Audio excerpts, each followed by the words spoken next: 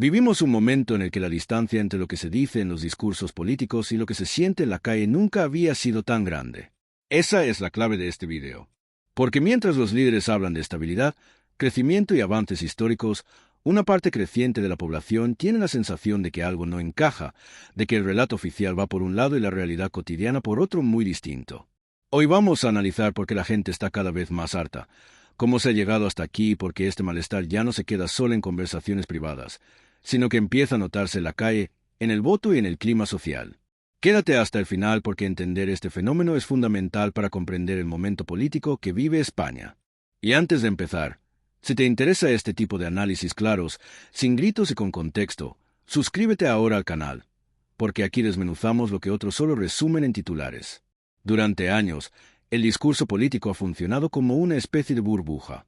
Una burbuja en la que los problemas se suavizan con palabras bonitas, los errores se llaman desafíos y las promesas se estiran hasta perder forma.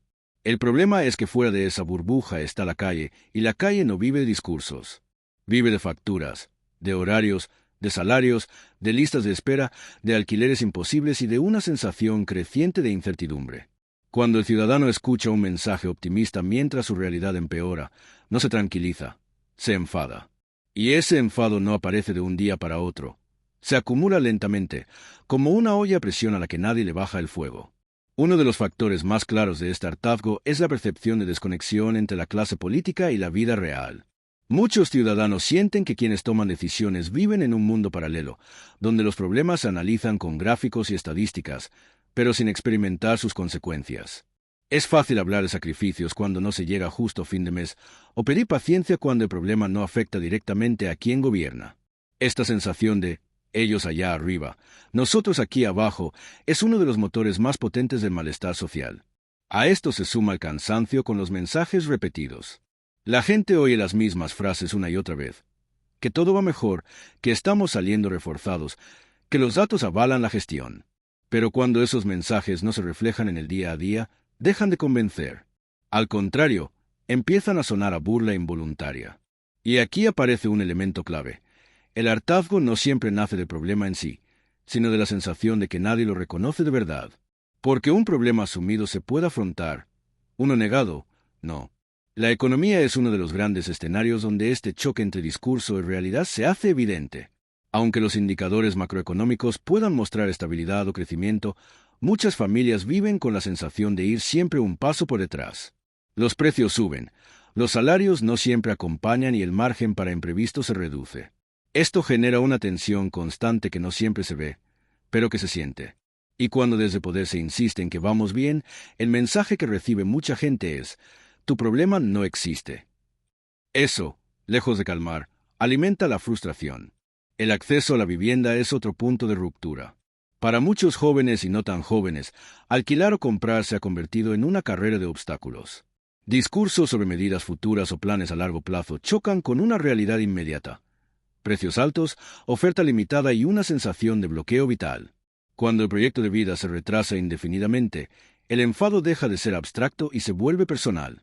Y lo personal, en política, acaba siendo colectivo. La sanidad y los servicios públicos también juegan un papel importante en este hartazgo.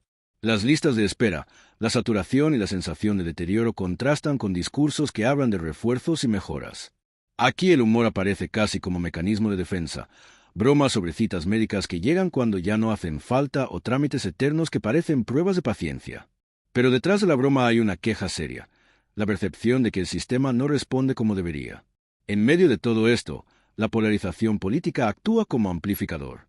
Los discursos se vuelven más duros, los mensajes más simples y las explicaciones más cortas. Todo se reduce a bandos.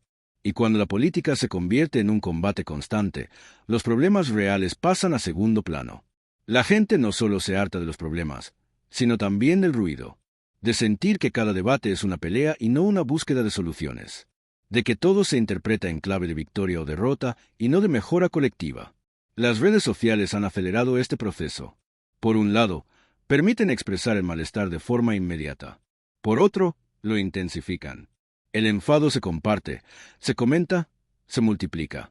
Un problema individual se convierte en una sensación colectiva en cuestión de horas. Y cuando ese malestar no encuentra respuestas claras desde las instituciones, se transforma en desconfianza. No siempre hacia una persona concreta, sino hacia el sistema en general.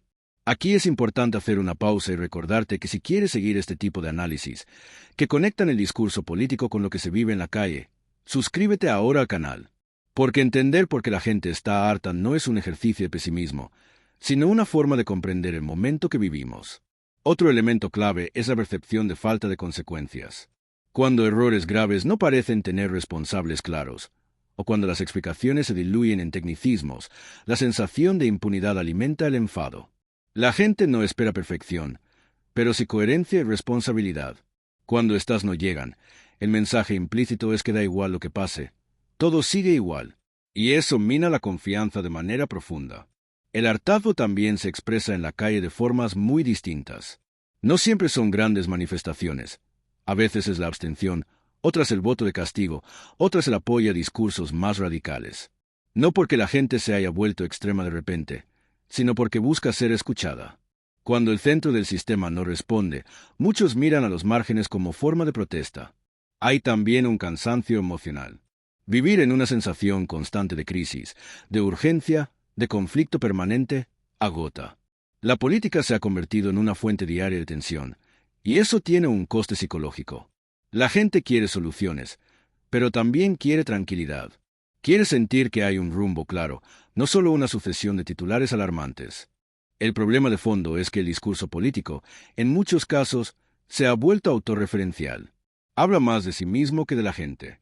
Se centra en estrategias, en relatos, en batallas internas, mientras la calle habla de llegar a fin de mes, de conciliación, de estabilidad. Cuando estos dos mundos no se encuentran, el resultado es el hartazgo que estamos viendo. Y este hartazgo no es necesariamente negativo. Puede ser una señal de alerta, una oportunidad para corregir el rumbo, para reconectar con la realidad, para cambiar la forma de hacer política. Pero eso requiere reconocer el problema, no maquillarlo. Requiere escuchar más y hablar menos. Y, sobre todo, asumir que el discurso no basta si no va acompañado de hechos visibles. Estamos llegando al final de este análisis, y es importante subrayar una idea clave.